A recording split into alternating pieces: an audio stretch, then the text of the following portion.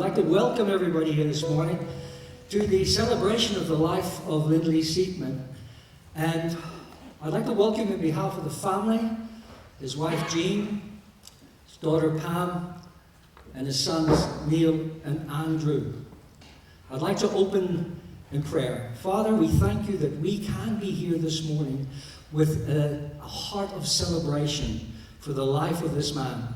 We thank you, Lord, for the blessings that you have given to him and his family and to those that have crossed his path over the years of his life. I pray now that your Spirit will come here and bless each and every person that hears the eulogies, the message that comes from here to the folk. I just pray a blessing in Jesus' name. I'd like to start by reading a scripture from the book of Ecclesiastes. Ecclesiastes was written by King Solomon. King Solomon was the son of King David. Thanks, Neil. King David. And King David was the greatest of all the kings of Israel. And Solomon was supposed to be the wisest man ever in the Bible. The wisdom of Solomon. He had 300 wives and 600 concubines. And I have one wife. And I'm not going to go down that road. He wrote the book of Ecclesiastes, and this was a book of self-searching. He was looking into himself, the meaning of life and what it's all about. We read from verse 1, chapter 6. I have seen another... Chapter 3, verse 1, okay?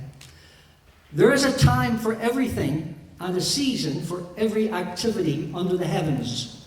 A time to be born and a time to die. A time to plant and a time to uproot. A time to kill and a time to heal.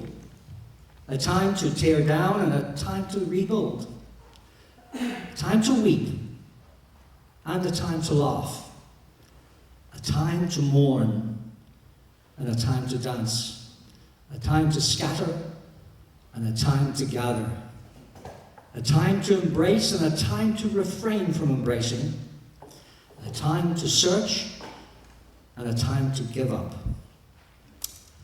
We're going to stand and sing our first hymn, which you'll find on your notices, your pamphlets. And the first hymn is "It Is Well With My Soul." We will sing the first verse, the chorus, the second verse, the chorus, and when we come to the third verse, you'll see it is finished halfway through the verse. So you're going to have to listen to me and follow my lead when we come to this one. I will then tell you the words for what to sing. Let's stand together as we sing it. It is well with my soul, with peace like a river. Before we sing this, I just want to tell you a little story. It's about the man who wrote it. His name was Spafford. He was a lawyer. He was a lawyer in Chicago in 1882. And when he was there, he was very wealthy. He was a landowner. But the great fire of Chicago burnt all his property out. 2 years later, he decided he was going to go to England. And he sent his wife and 4 children across on the old sailing ships from America to England. While they were crossing the Atlantic Ocean, the ship hit another ship and it sank. He got a telegram from his wife, and she said, "I am saved alone." He lost 4 of his children in that crossing. He then decided he was going to go and join them, and when he joined them on the ship, he wrote this particular hymn, "It Is Well With My Soul." Although he was emotional, although he was sad, although he was brokenhearted, he knew that his inner self, his soul, all was well with him and God. Let's sing it, "With Peace Like a River."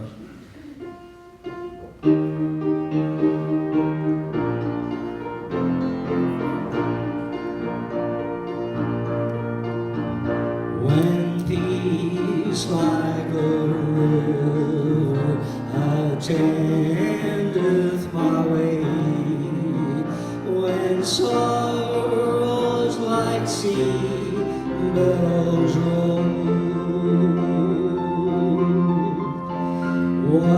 whatever my lot thou hast taught me to say, it is well with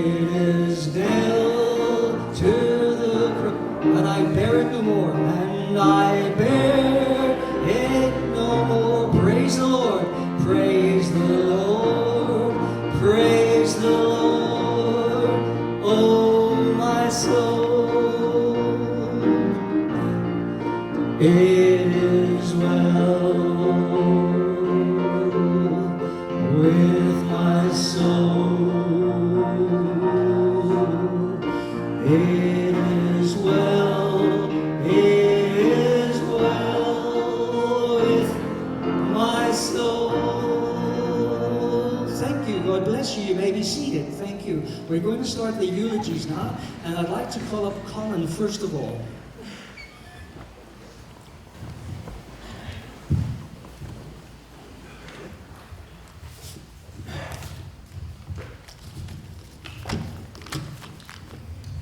Good afternoon. I've been given the privilege, indeed the honour, of paying tribute to our very dear friend Lindley. I believe this request was actually made by him, and so for me it's a double honour, and I hope I can do justice. A little bit of history. When my wife and I joined the CCSA Natal region in May 1981, 38 years ago, and attended our first rally at Scotborough Caravan Park with some 140 ralliers present, it was quite overwhelming, to say the least. It was the Natal Banana Games Rally, which in those days, Banana Games was a regional rally event. And the chairman at the time was Lionel Keeling, who I worked with and who had signed us on. When he introduced us at Friendly Circle, one John Benwell, who happens to be Jean's brother, he immediately got up during the friendlies and came over and welcomed us. He had been at school with my older brother, so we also remained in touch over the years. After friendlies, we had to put our names down for if we wished to participate in the games. And these, for those on caravanners, it's all funny games that we play. But we had to put our names down, and naturally, I was in. I can't remember clearly whether Lindley was our team manager or our team captain. I just can't get it clear in my head. But that was where I had my first involvement with Lindley. Nonetheless, I had a great time, and there started my long association with the Caravan Club, CCSA, but also a long and lasting caravanning friendship with Lindley. We weren't house visitors, but we became very good caravanning friends. Our kids met at the rallies and became rallying friends, and that was my first association with Neil, My daughter was about the same age, and so they were all the kids that ran around playing. In fact, when she turned 21, it was Lindley who made her 21st key for us. In March 1983, due to the size of our region and the fact that very few parks could accommodate such large rallies, a mutually agreed decision was made to split the region, and Highway Region was then formed, which was this area up here. In those days, there was strict geographical allocation to regions, and so Lindley and Jean became members of the Highway Region, and geographically, I remained a member of Natal Region.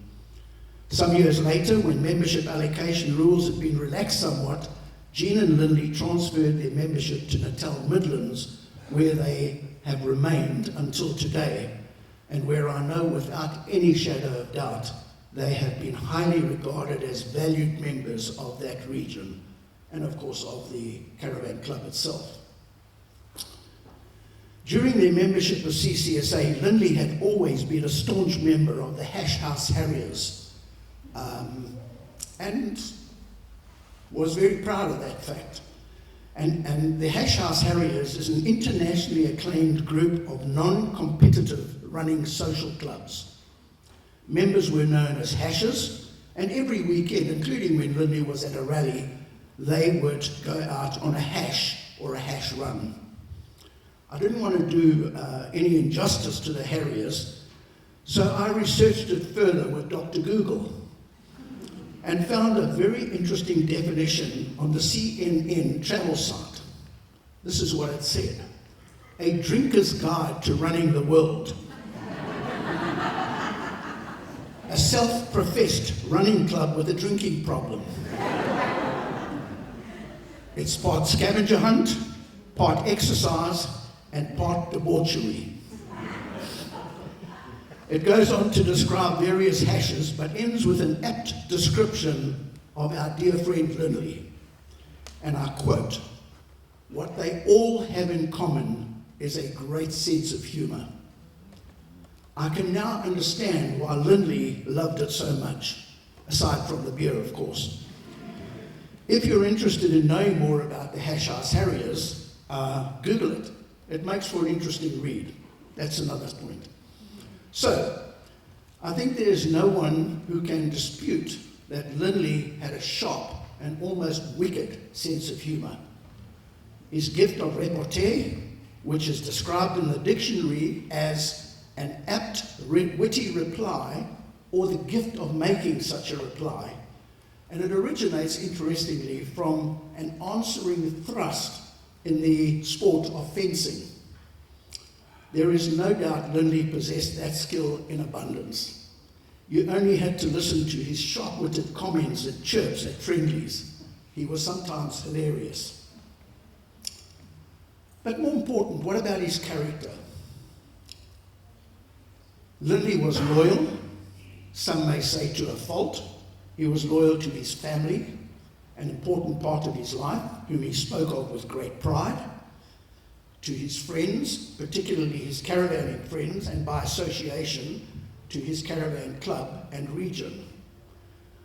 Lindley and Jean have run their own business for years, and I get a sense from conversations with both of them over time that he was also very loyal to his customers. I believe above all else, he was regarded as an honest businessman. And I say he, but that is a collective term and applies to both of them in business together. These two traits, loyalty and honesty, would be two attributes that all of us would like to have said about us, and to know that that is how people thought of us. But I believe there's another that we can add to his list of character references, and that would be that he, and again this means they, were extremely generous in their friendship, their time, their money, often sponsoring prizes, etc., and I guess in their love for each other, for their family, and for their caravanning and other friends. I think they both gave in abundance. Even though in recent times Lindley's health and mobility were beginning to take strain, he was still always willing to assist.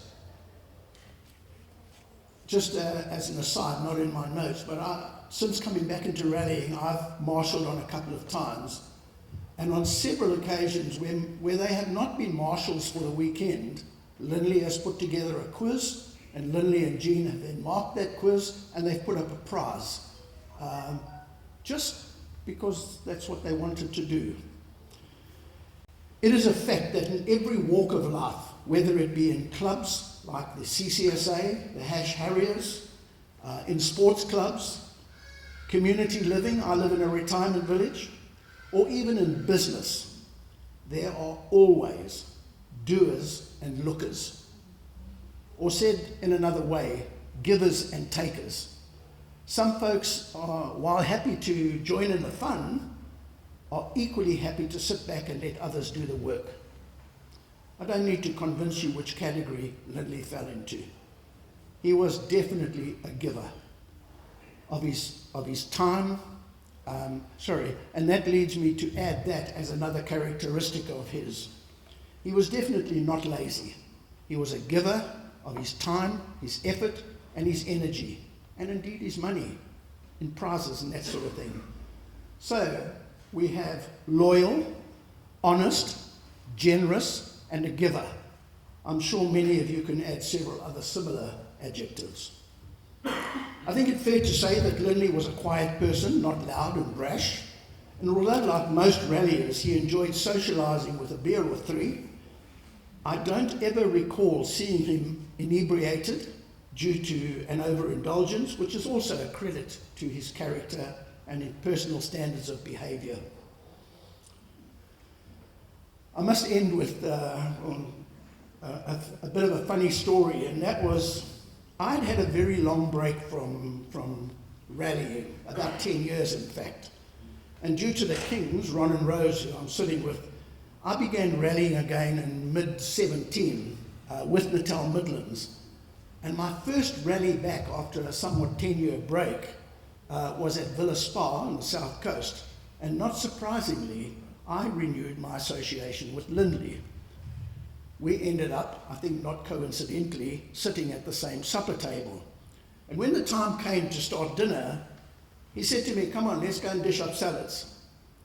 When we had finished eating, the puddings started arriving. They were all supplied by our various ralliers. The pudding started arriving, and again he said, "Come on, let's go and get pudding," which we duly did. He was in front of me, and he'd already dished up when we and a few others were taken to task for getting up too early, give everybody a chance. He had already dished up, but he was so cross that he went to bed without eating his pudding. We chatted the next day, and it turns out that he was not cross for himself. He's a chirper deluxe, so he would have had some chirp to offer. But because he had encouraged me to come forward with him, he was cross because he felt that he had put me in an embarrassing situation. I was not embarrassed. I've been around the block a few times, but that's the kind of guy he was. Not for himself, but he was embarrassed for me and concerned for me. Finally, most Midlands ralliers are members of our region's 2 WhatsApp groups, as is the trend these days. When Gordon, our chairman, sent out a message to inform the region that Lindley had finally succumbed to his failing health, there was an outpouring of messages of condolence to Jean and to the family. Those messages confirmed for me the level of esteem that was held for Lindley. Listen to some of the comments. "Our dear friend, a beautiful soul, a true legend," from 2 different people. "He will be sorely missed," from four members. "A true gentleman and a role model." God bless you, Lindley. Carrying on. "God bless you, Lindley, and rest in peace, great man." I'm sure all of us would be proud to have such complimentary terms as our epitaph. What a legacy.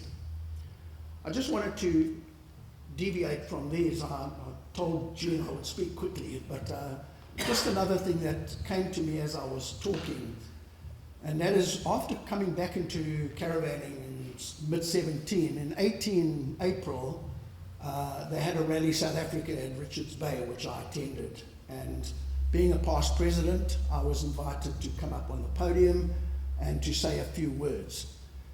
And just to repeat, on that occasion, I said that being a member of the caravan is like being a member of a huge family, a great big family. And it feels like you're part of a family. And although I'd been out of it for some 10 years, it felt like I'd come home. That's how the friendship and camaraderie that develops. And I made this point, that although in my working life and at my age, I have many friends, acquaintances, people I know, through business, through church, through whatever. But the members of the caravan club I regard as amongst my good friends. And I made the point then that if I was really in trouble, I know without doubt that the people who would come to my assistance, they would rally to my assistance, would be my caravanning friends. And I have no doubt that Lindley is one of those, and Jean. They are the kind of people that they would come to your help no matter what, and be there to stand behind you. And that's just amazing. So I'll close then with these last two quotes from the WhatsApp group. Fly high, Lindley. You are now pain-free and will probably be playing a part in the heavenly hashes. And then for me personally, my personal first thoughts was that he would be joining the heavenly chirpers. Jean and family, thank you again for trusting me with this amazing honor. It was a privilege, and I'm truly blessed. I was touched by Lindley during his lifetime, and now even beyond. Thank you. Thank you, Colin, for that. While Colin was talking, I was thinking that I've known Lindley for about 5 years, yes. But the time that I've known him, I've always found him to be an honest and humble man. And I'm sure the people who have crossed his path during his lifetime have been influenced both personally and also in their business by him and his advice. And also what we also must remember is that Lindley achieved a lot in his life, but he achieved a lot of his life with a strong lady beside him, and Jean. And Jean and Lindley had been married for 54 plus years. And their plans, which most of you don't know, were that they were going to renew their vows early next year. So we just give Jean a lot of thought and a lot of memory today as well. As we continue to celebrate, I'd like to ask Patty if you'd like to come up and speak.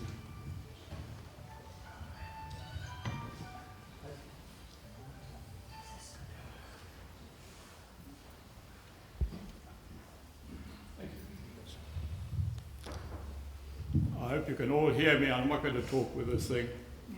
Thank you, Jean and family, for giving me the privilege of saying a few words. It's difficult to know where to start with Lindley. He was a wonderful guy. I knew him in business for some years. In fact, I have a couple of stories that I'd just like to share with you to show you the type of man that Lindley was. In early 1993, Lindley and I were both working for the Murray and Roberts group of companies. Lindley then was the managing director of PEFCO in Pinetown, who made castings, as you know, and I was the managing director of one of the Murray and Roberts companies on the Bayhead. And we had placed an order with PEFCO for some castings. After a while, it became aware to us that the castings were running about 3 months late. And it was brought to my attention, would I please phone the managing director at PEFCO, who I didn't know from a borrow soap, but I knew his name was Lindley, and that was about it. So I picked up the phone and I asked for Lindley Siepman, and I was put through to him, and I said, "Hi Lindley, this is Paddy Norton." I referred him to the order number, and I said, "Your castings are running late. What's the problem?" Well, the reply was in typical Lindley mischievous manner. I won't tell you exactly what he told me to do, but I think you know. And I thought, well, hang on a sec, I'm quite an assertive, aggressive guy by nature. I better be careful. I need these castings, and I don't want Lindley to put the phone down on me. So that was it, and the castings duly arrived shortly thereafter. However, in May 1993, I had a most disturbing phone call from the then CEO of Murray and Roberts Group saying to me, Paddy, I have some bad news for you. Will you get yourself up to PEFCO and close them down? We don't want them in the stable anymore. They are not profitable. And we think you're the guy who should go up and tell them and close them down. So I sat and thought about it, and I thought, well, hang on a second, I've got my own job to do. Now I've got PEFCO as well. Anyway, I got in my car the next morning. I shot up to PEFCO. I arrived at the reception, and I think Myra was the receptionist at that time. And I said, do you think I could talk to Lindley Siepman? He didn't know me. Anyway, he duly arrived at reception. I introduced myself. I said, Paddy Norton. I could see the wheels turning. And he goes, oh, shit. This guy's come to fire me because I haven't delivered his castings on time. And I said, no, I've come to give you some rather bad news. I've been asked to close you down. Can you gather the whole executive management team together, including people like Ben, who's still sitting over there, and others, and I need to tell them the bad news. Now you can imagine in 1993, that wasn't the best news that people wanted to take home to their wives and their families. Anyway, we got together, told them the bad news. There were a lot of questions asked, and I just said, well, the quicker we put this plan together, the better. And we did, and Lindley and I sat together with one other, and we worked out a plan to close PEFCO down. It was going to be over a period of about 3 or 4 months, and that was it. Anyway, no sooner had we got into the close down plan when I suddenly realized that the decision that had been made by the CEO of Murray & Roberts was incorrect. PEFCO should not be closed down. If anything, they were a winner. They could make lots of money given the right leadership. So I ignored the CEO of Murray & Roberts, much of my own peril. Got the management team together, including Ben over there and Lindley, and then I said, listen, I think the wrong decision's been made here. We can turn PEFCO around, but you're going to have to work with me very closely and very carefully. And Lindley, of course, being Lindley and being very astute, he realized what I was saying. And together we sat down and we drew up a recovery plan, not a close down plan. And he and I worked together for the next 3 or 4 months, and before long, and in Murray Roberts in those days, we used to produce monthly management accounts, which the shareholders used to review. Everybody could see that PEFCO was making money. And I had a phone call from the CEO of Murray Roberts saying, Paddy, I thought I told you to close them down. And I said, well, I ignored that. He said, what? I said, I ignored it. I said, this business should not be closed down. It can make money and lots of it. And that's what happened. And in fact, PEFCO still stands today, possibly because of that plan that was put together by Lindley and his team. And great leadership from Lindley in those days. He realized they had a problem. Anyway, we cleaned the place up. We went from a 1-star NOSA rating, for those of you who understand and know all about NOSA. We took PEFCO to a 5-star NOSA rating within about 6 months. In fact, that became one of the top companies in KZN, and the money flowed. And eventually, after about 6 months, the Murray Roberts CEO said to me, you made the right decision, I'm not closing PEFCO. And that was 93, and PEFCO, as I said, still survives today. And then, around about 97, 98, I think Lindley had had enough of being in business, rightly so. I think he'd reached the age of retirement, and he came to me and said to me, Paddy, I'd like to retire. Those days I had offices in Westville, and I agreed, and we put a replacement in place. A guy that you may remember as Mornay. No moans and groans. I know a lot of you didn't like him. My daughter's sitting over there, she hated him. But anyway, yes, you did. Anyway,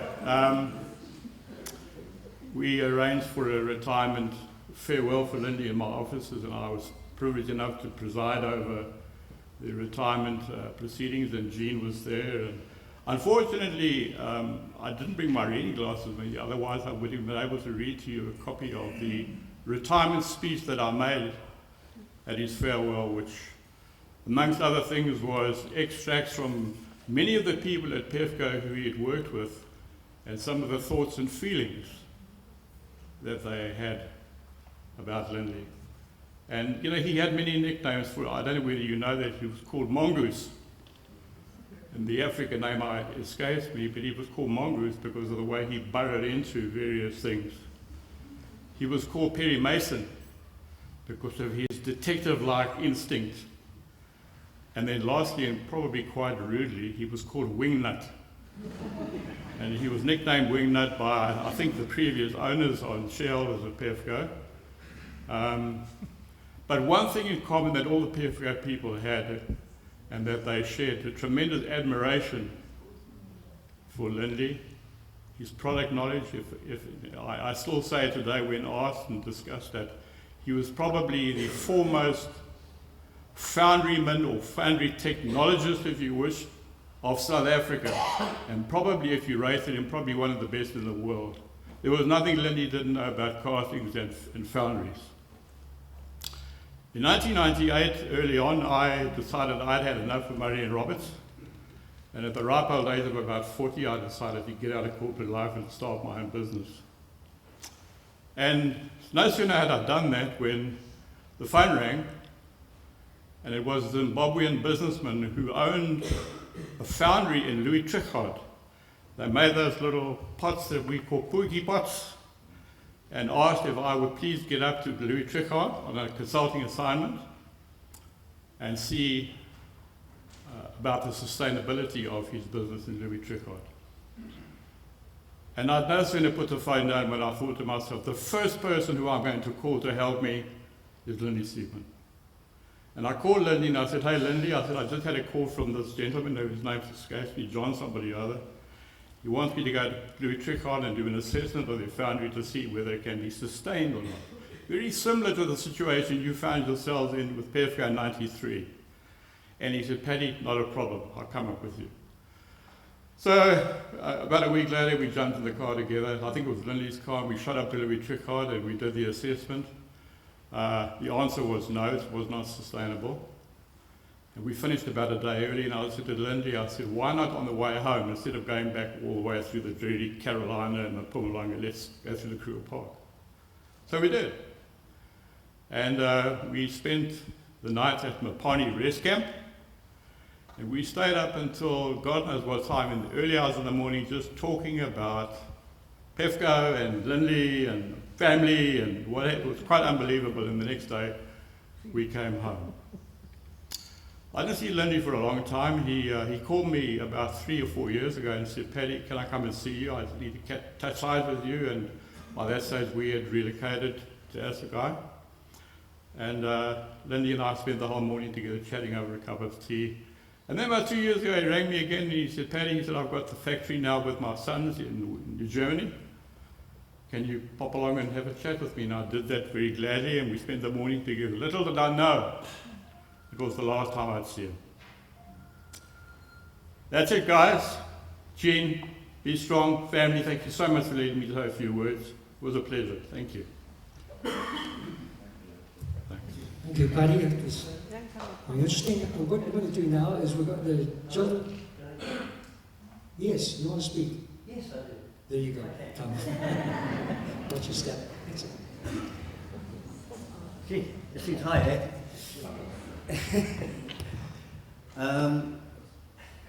This privilege was put on me at the very last minute from the Durban Hash House Harriers. You'll see many of them here, and thank you all for coming. And I've got a couple of...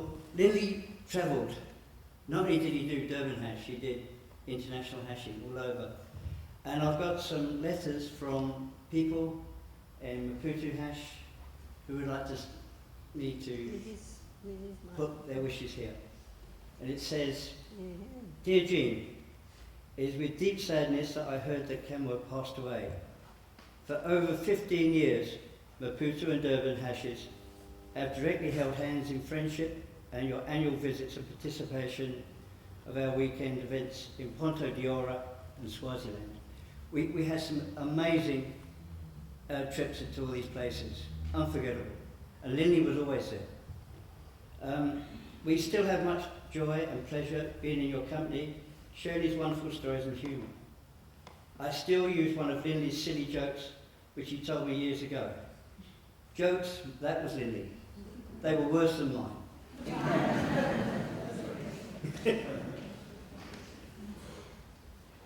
I still can't believe he's gone. I feel sure you would draw strength and support from your family and friends to recover from this sadness of your loss and wonderful husband. Kamal was an exceptionally warm, friendly man, and his memory will remain in our hearts till we meet on the other side. Dear Jean, our friendship lives on forever. I hope to give you a huge hug one day. Right, and that's from the Chuck Spear from Maputo Hash. I don't know if Jean knows that person. Do you know that person, Jean? Yeah. And there's another one here from Rough Night.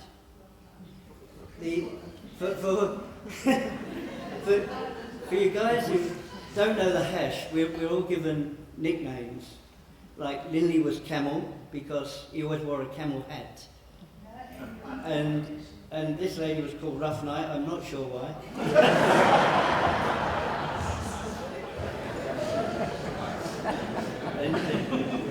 and she says, I was very sad to hear of Camel's passing last week.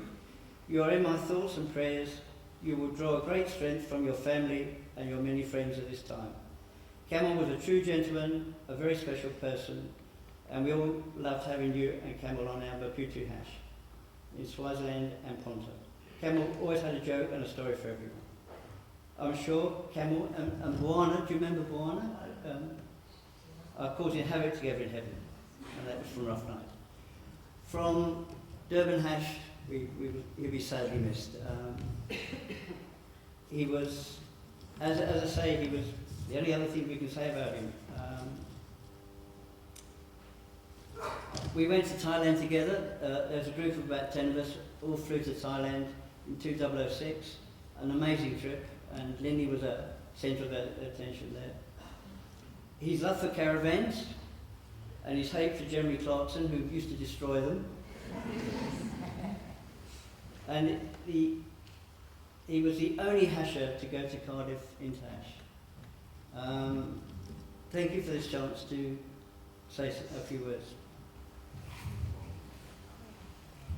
Thank you so much. There's a few people that need to speak, and it's Lindley and Jean's children. And I'm going to start with Pam, and then I'm going to ask Neil, and then I'm going to ask Andrew. In that order, if they can come up and speak. Then Jenny wants to say a word as well. Oh, Nicola wants to speak. And after Nicola, and the microphone's going to be open for anyone else who wants to speak, but I do ask you to make brevity part of your speech. That means be quick. Okay, thank you. Pam.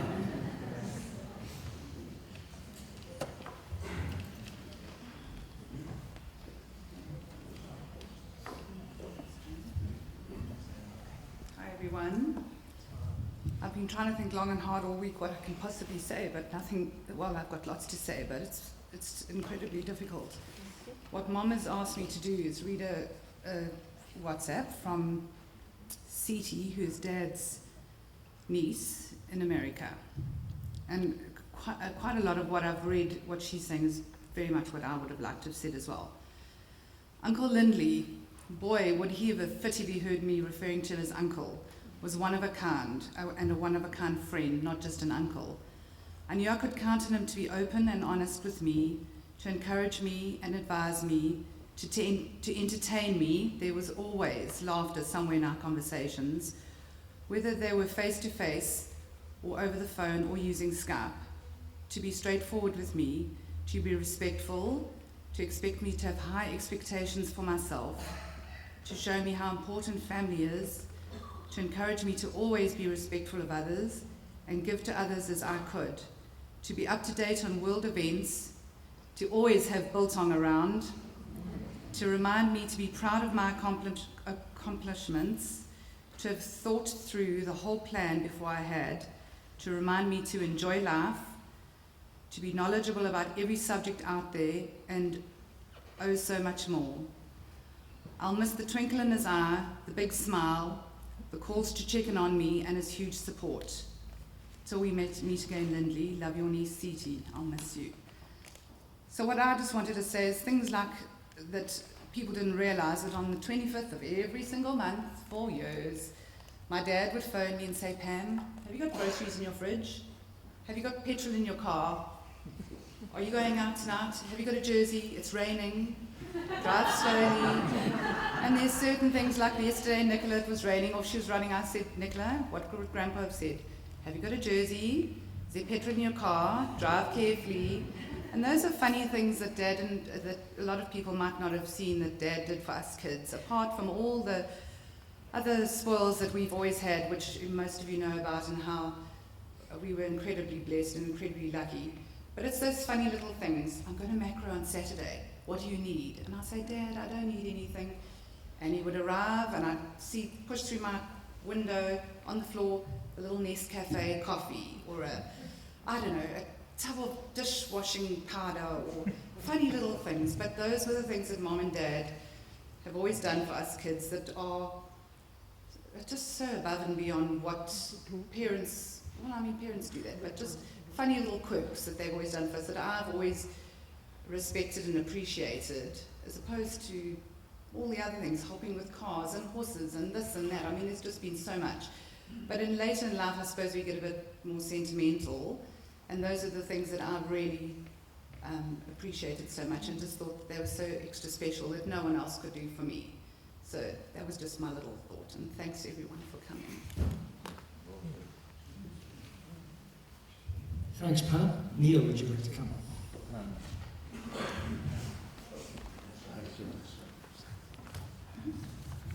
Afternoon, everyone. I'd just like to thank, first of all, the people that have come from long distances. Cape Town, PE, Joburg, Glencoe. You all know who you are. Thank you very much. There's certain people here who are all classified as friends and family. There's certain people over the years who have grown from not just being friends, that have actually become family, that have stood by my parents over all the years, and for that I can't thank you enough. Dad, well, everyone knows, said everything about him already. I don't need to say any more. I love him, I always will do, and I'll hope to meet him on the other side one day. I've been asked to read the eulogy from his brother in America, and Milton and Anne, his sister-in-law Anne, she lost her brother recently, so they're busy dealing with that across there as well, which is one of the reasons they aren't here. So I've been asked to read his eulogy, please, if no one minds. When God created Lindley in his mother's womb and then guided him through his developmental years, he formed a unique man, unlike any other. You who are present at the service today will pay your respects to this remarkable individual, will undoubtedly confirm our assessment of him. He was a man with many positive attributes: warm, loving, outgoing, caring, and compassionate. A true friend once you have learned to know him, one who loved and cared about children and became upset when learning of any being abused or involved in tragedy, one who loved his dogs, tenderly covering him with a blanket each night before going to bed, then welcoming them to him when he saw them in the morning. A man with a sharp mind, a quick learner, at the top of his profession. He could think on his feet and respond instantly with his ready wit and amusing responses to any remark that deserved a twisted retort. Not necessarily funny, but able to make one smile and laugh a little. Honest, dependable, a hard worker, and never giving up when facing difficult circumstances. These were an integral part of his life and business philosophy. It is these that drove his expectation that everything be done right the first time and why he became known for providing excellent service, a standard that he perhaps set higher for his children than for others, but knowing it would serve them well in the long run. Notwithstanding this expectation, he was known for treating his employees with respect, regardless of their colour or rank in the factory, and often provided them with assistance when they faced difficult circumstances. Now place his attributes into proper perspective. God gave him Jean with her skills and talents, which helped make up for some which he did not have. Together they built a relationship that lasted for over 50 years, which would have been 55 years in January. Loved and reared 3 successful and exemplary children, watched their families grow, and then loved and devoted on their grandchildren whom they enjoyed spoiling a little. Together with their 3 children, they built a successful family business that has blessed others in the community with employment opportunities. Though separated by half a world, our love, respect and admiration for Lindley and each member of his family has continued to grow. The memories are many and varied, each one precious and kept alive by many photographs and our frequent communications via Skype and the telephone. What fun we had during the more than 25 times we crossed that ocean to be together. Our caravanning trips, travelling to see other beautiful sights of our childhood days, going to the many game parks, even just walking on the beach together. How we are going to miss that voice, that face and smile in touch. What a loss, yet grateful that Jean will still be there so we can continue our transatlantic calls and keep our families bonded together. Thank you. Love you, Dad. Thanks, Neil. Andrew.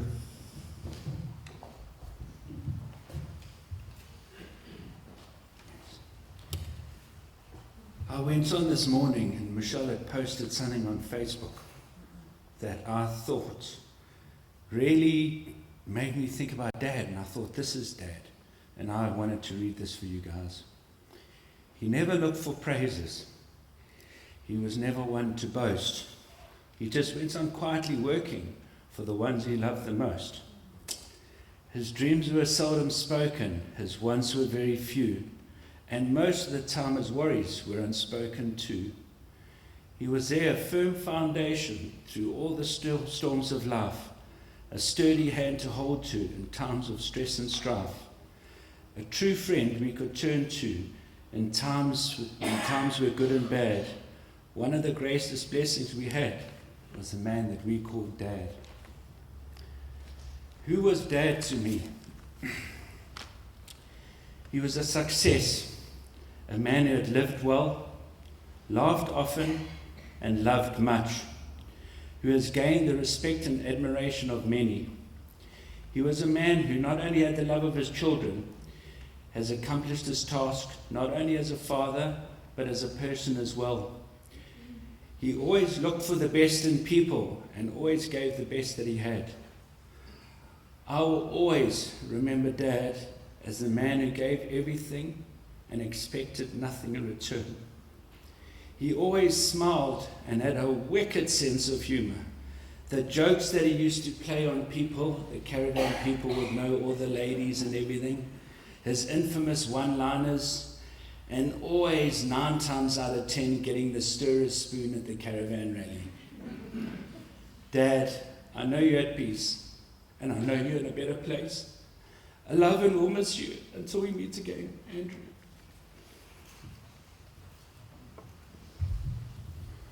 Thanks, Andrew.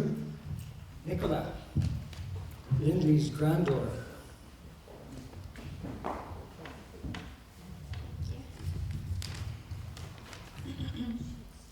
For those of you who don't know me, my name is Nicola Ann Siepman, and I was blessed enough to call Lindley Grandpa. I will forever remember my grandpa standing in a hash shirt at a caravan rally with friends and family around him, the coolest sunglasses on, his Nokia brick in his pocket, and talking about comrades. This was my grandpa at his happiest. Lindley was a great man, and for this I know each and every one of you here have a fond and probably pretty funny memory of him. This is how I want to remember him: a man surrounded by friends, family, happiness and love. When my little cousin Michael started discovering the concept of family, we had many an argument about whose grandpa Lindley was. Obviously, I always argued that he was both of our grandpa, but today I see that I was wrong. He was Gramps and family to so many others too. Thank you all for being family to him and coming today to respect this great life. 2 inevitable things went around my grandpa. 1, he would always talk about his family because he was the proud patriarch of us crazy bunch. And 2 is that in one way or another, he would always find a way to make you laugh or smile. Whether it was getting himself lost in New York, making Gran and I giggle, or just his endless corny jokes at every opportunity that he can. I feel that it's nothing but fitting for me to end this off with a typical corny, terrible Lindley joke. Did you hear about the guy who lost his whole left side? He's all right now.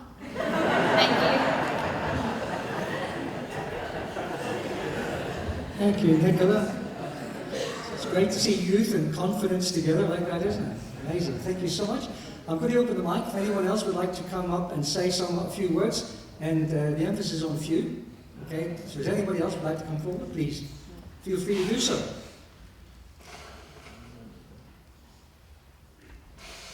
Nobody. All right. Dan. Oh, okay.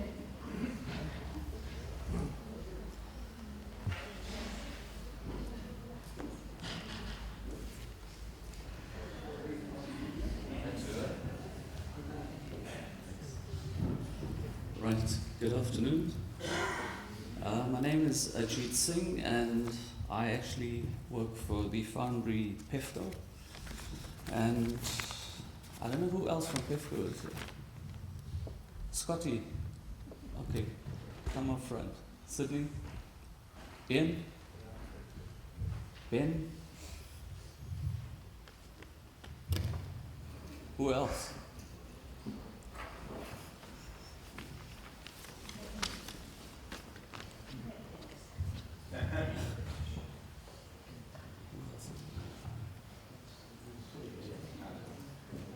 Yeah, Cash, sorry. He came with me. Forgot.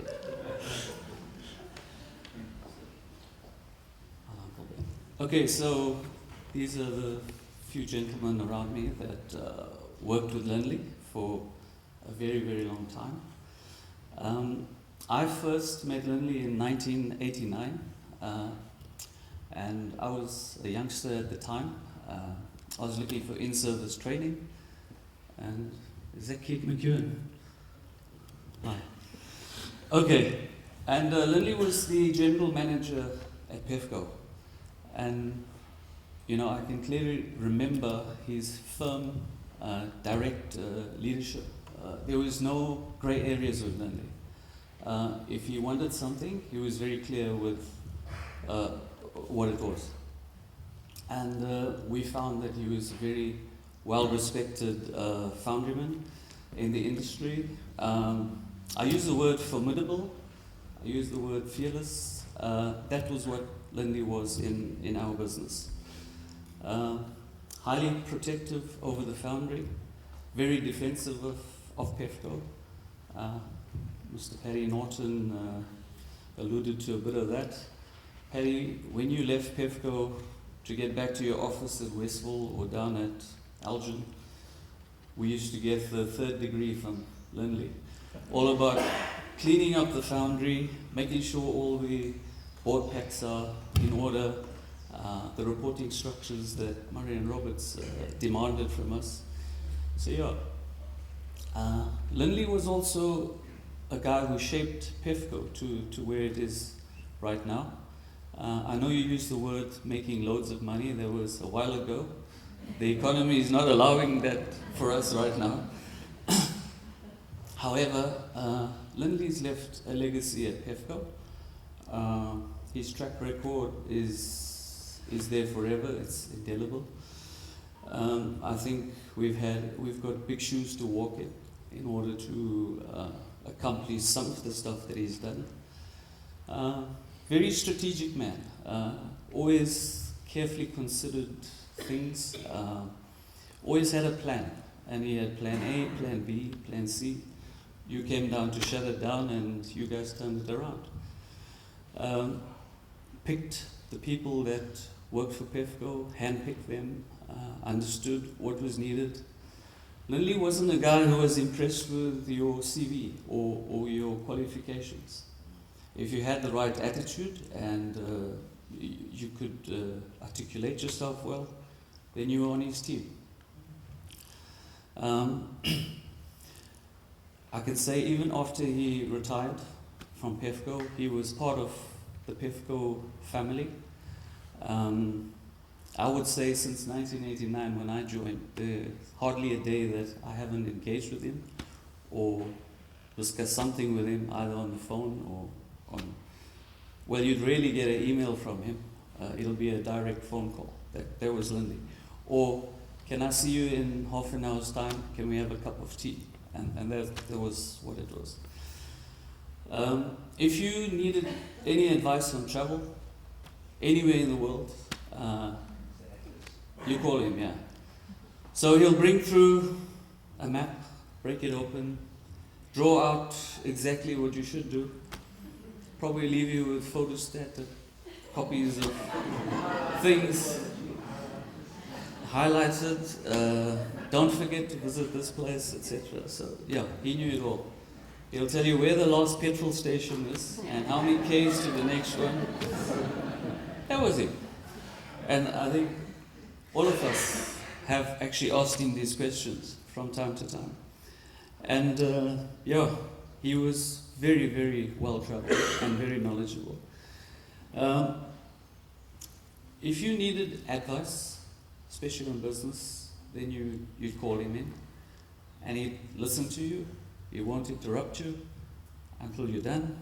And then he always had this wry smile and he would then give you an answer which simplified what you thought was such a huge problem. And that's the years of experience and knowledge that Lindley had. For us, he came across as a very humble person. As much as he was witty and, always intellectually quite high up, he always treated everybody the same. And he would greet you from the car park all the way through to the offices, and even if he was down into the foundry.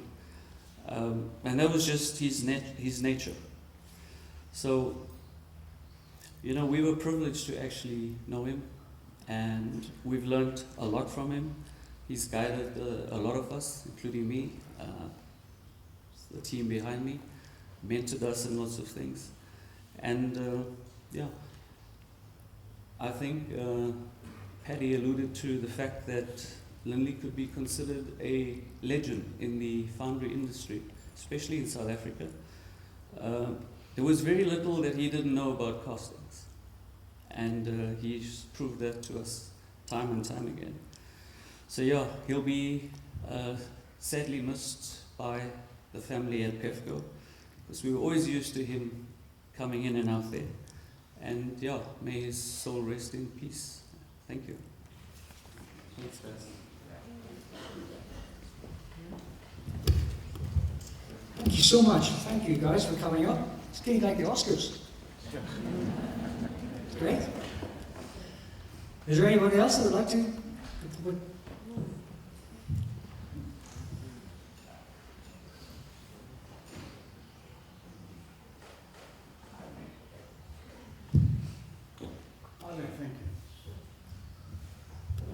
I hope you can all hear me. I don't like using these things. Can you hear at the back there? No. Right. I just want to go back a little in time. I hear the things here about Lindley in the latter part of his life. But way back in 1955, when him and I became friends, that was a long time ago, 65 odd years back, and in those days, we were a little group of 4 or 5 guys, and we were always very naughty, got up to a lot of mischief, and on one occasion I want to just tell you a funny little story of what happened to him. We were all riding with our buzz bikes in those days, and we used to travel around in a group and cause a bit of mayhem.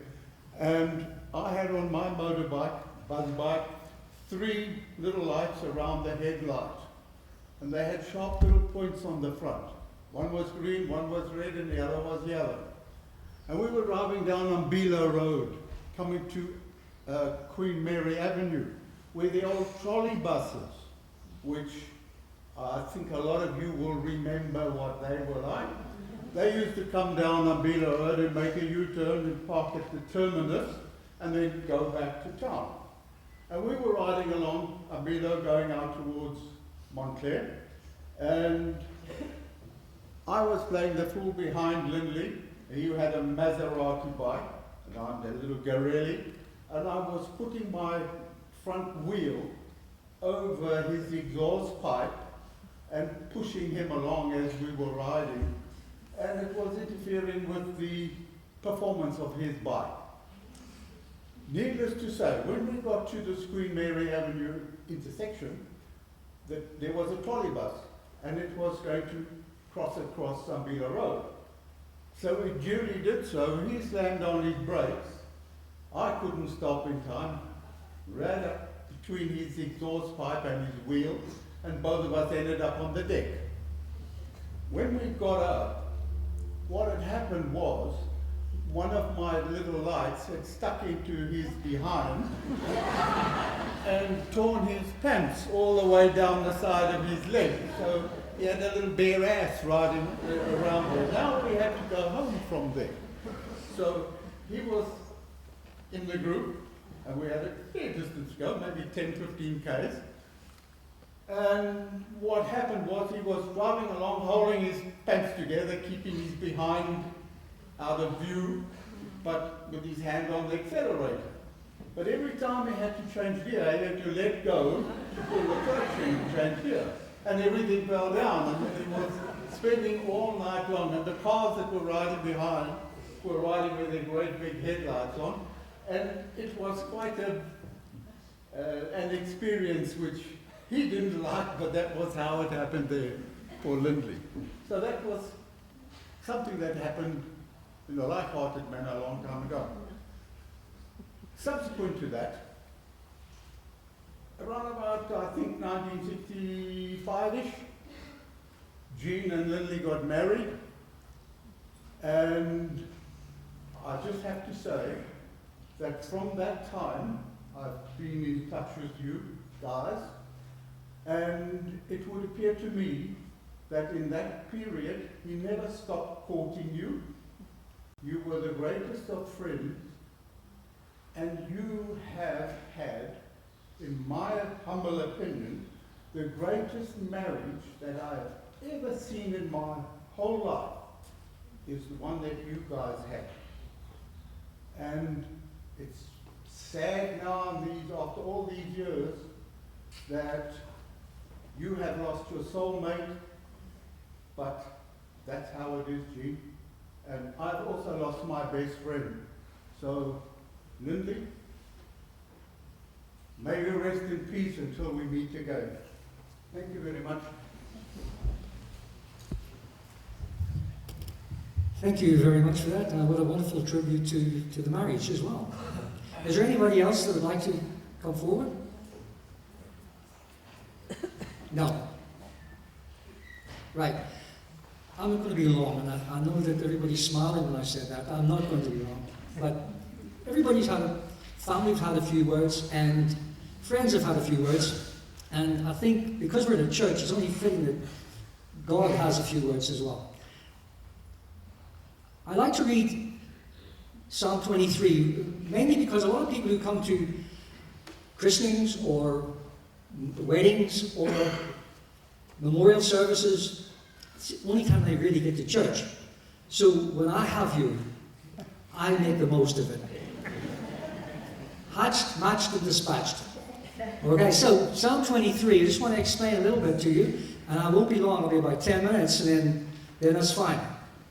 The Lord is my shepherd, the Lord is my shepherd. This is written by King David, who I said earlier was the greatest king in all of Israel.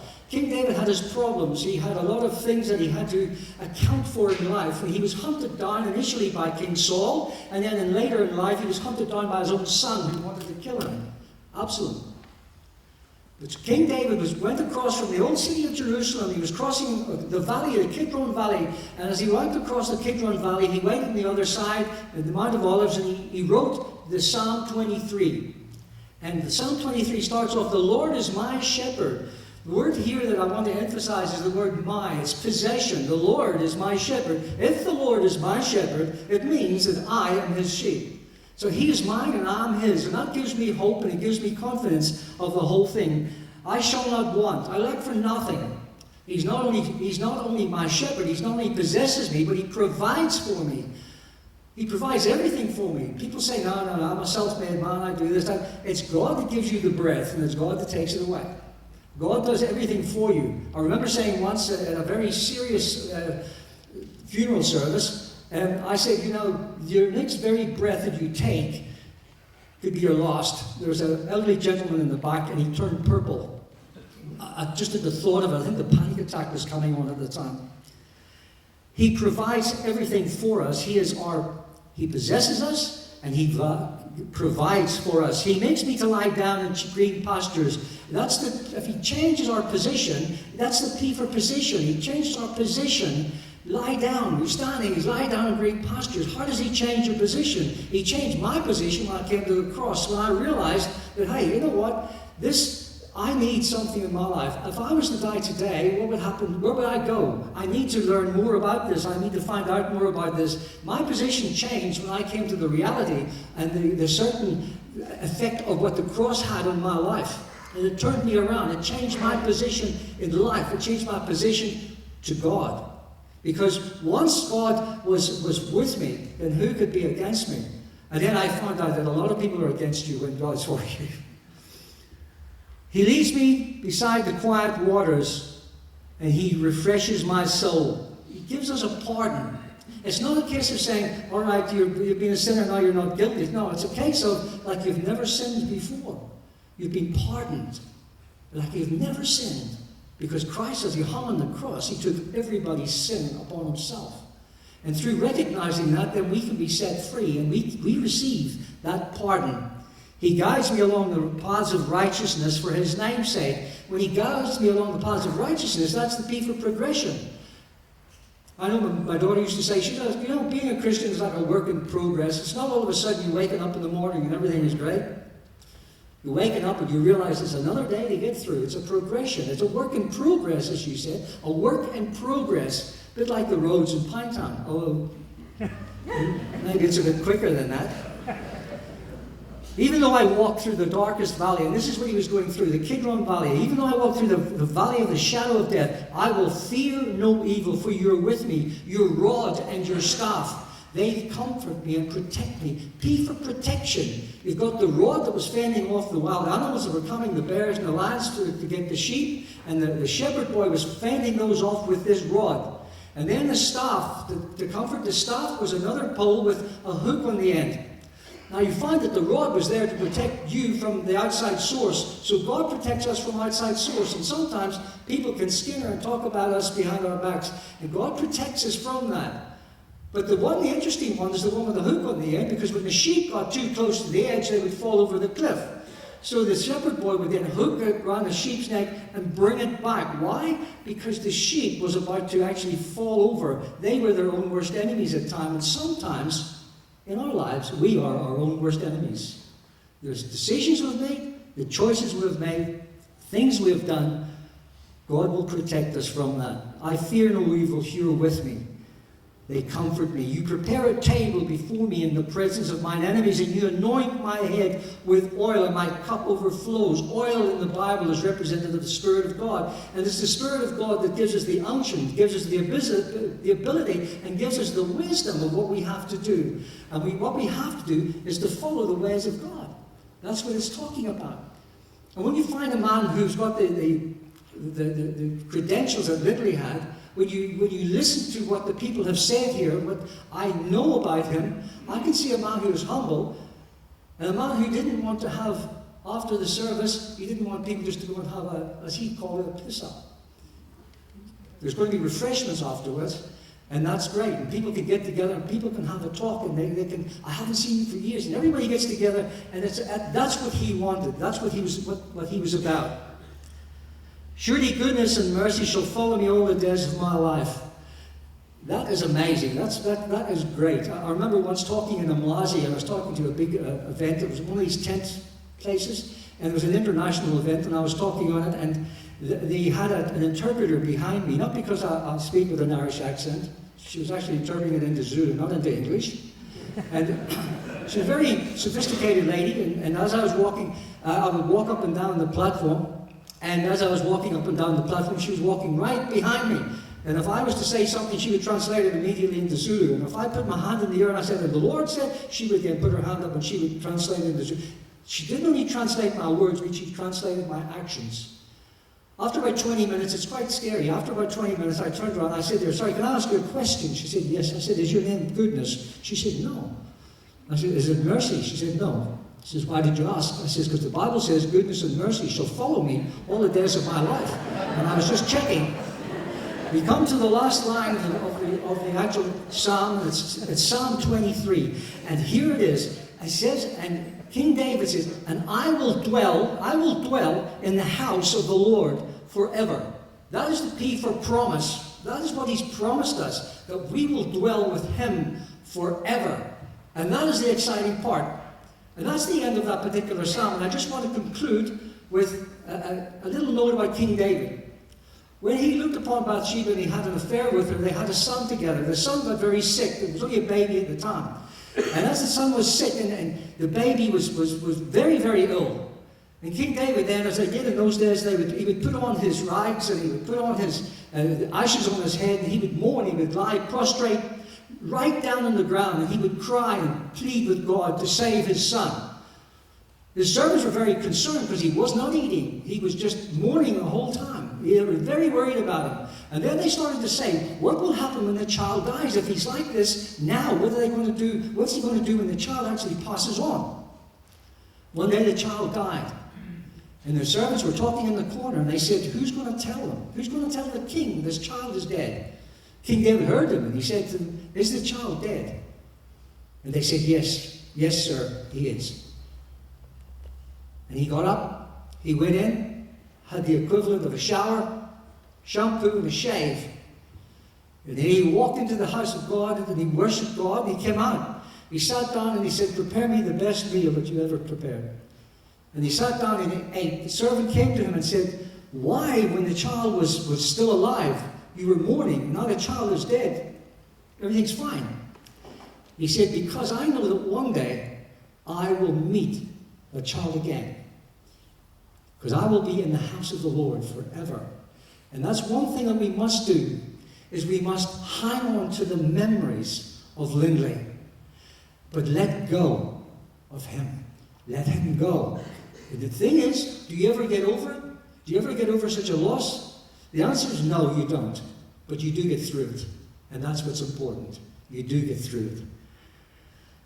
I would now like us to, we're going to sing one more song, How Great Thou Art, written by Carl Boberg, who, on the way back to his church in Sweden one night, came across a huge storm.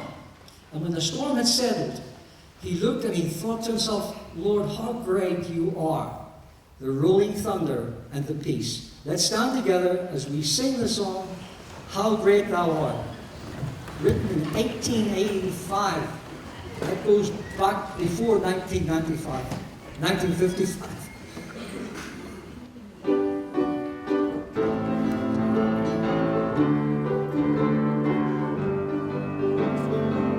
Oh Lord, my God,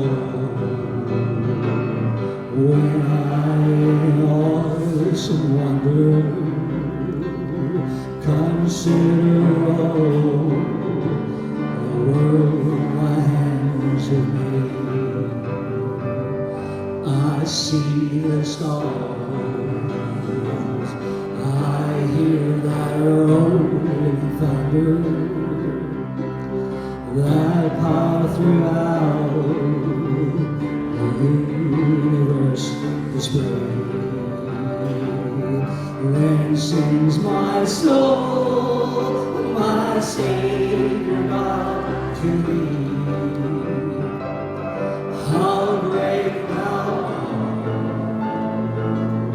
how great thou art. Then sings my soul, my Savior God, to thee. How great thou art, how great thou art. When I think, and when I think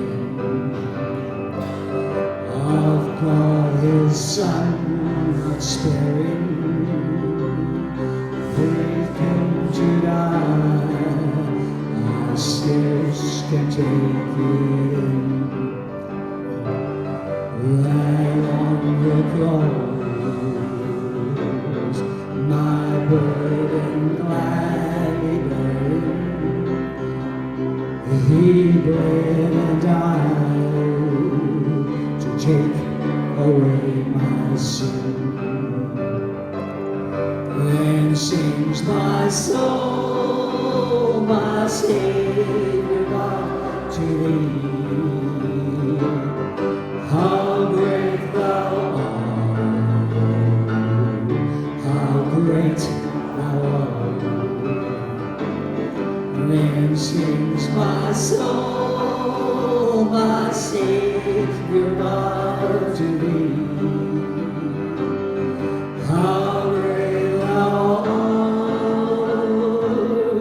how great thou art. When Christ shall come with shout of acclamation and lead me home, what joy shall fill my heart. Then I shall bow with humble adoration, and then proclaim, my God, how great thou art. Then sings my soul, my Savior God, to thee. How great thou art, how great thou art. Then sings my soul, my Savior God, to thee.